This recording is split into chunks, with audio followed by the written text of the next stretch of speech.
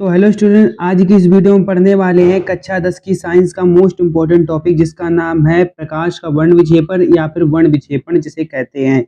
कक्षा 10 में हर साल पूछा जाता है और जो क्वेश्चन आता है वो 2 नंबर या 3 नंबर पूछा जाता है, जो कि कक्षा 10 के 80% छात्र इसे छोड़ देते हैं क्योंकि इसकी परिभाषा जल्दी से उन्हें याद नहीं होती है। तो हम इसे चित्र के माध्यम से पहले इसकी परिभाषा को हम याद करने की कोशिश करते हैं। तो चलते हैं अपने वीडियो की तरफ। देखिए, ये एक प्रकार का प्रिज्म है जिसको हम आर मान लेते हैं, इसका हमने नाम आर रखा है।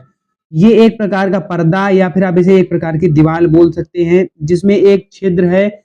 जब कोई प्रकाश किरण किसी छिद्र के माध्यम से किसी प्रिज्म से टकराती है तो वह अपने 7 अवयवी रंगों में विभक्त हो जाती है या विभाजित हो जाती है। उसे प्रकाश का वर्ण विक्षेपण या फिर वर्ण विक्षेपण या फिर श्वेत प्रकाश का वर्ण विक्षेपण कहते हैं। समझ गए? एक दोबारा समझ लीजिए।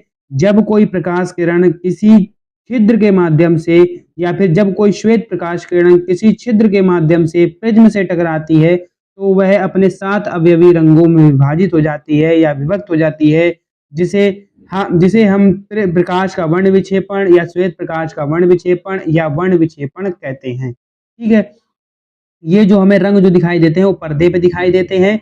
सबसे पहला रंग क्या होता है? लाल होता है। दूसरा नारंगी, तीसरा पीला, चौथा हरा, पांचवा नीला, छठा आसमानी और सातवां बैंगनी। ठीक है, कुछ इस प्रकार से होता है। इसकी अब हम परिभाषा देख लेते हैं। परिभाषा देखिए, जब कोई प्रकाश किरण किसी छिद्र के माध्यम से किसी प्रिज्म से टकराती है तो वह श्वेत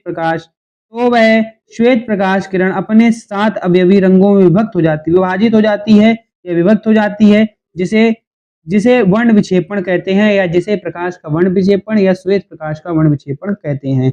जो मैंने अभी आपको ऊपर इसको देख करके परिभाषा बताई वही ये है, सेम परिभाषा है, सेम सबसे सरल परिभाषा है। क्या करना है आपको? चित्र बनाने के बाद आपको ये बताना है, जब कोई श्वेत प्रकाश किरण किसी छिद्र के माध्यम से किसी प्रिज्म से टकराती है तो वह अपने 7 अवयवी रंगों में विभाजित हो जाती है, जिसे प्रकाश का वर्ण विक्षेपण या श्वेत प्रकाश का वर्ण विक्षेपण या फिर वर्ण विक्षेपण कहते हैं। ठीक है।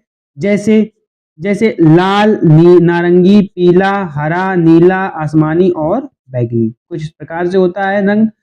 इसे ध्यान देखना, ये बहुत इंपॉर्टेंट टॉपिक, ये इतना बहुत इंपॉर्टेंट ये लाइन होता है जो अगर आप बोर्ड परीक्षा में लिखते हैं तो आपको 100% आपको नंबर मिल जाएंगे इसमें। तो क्या लिखना है?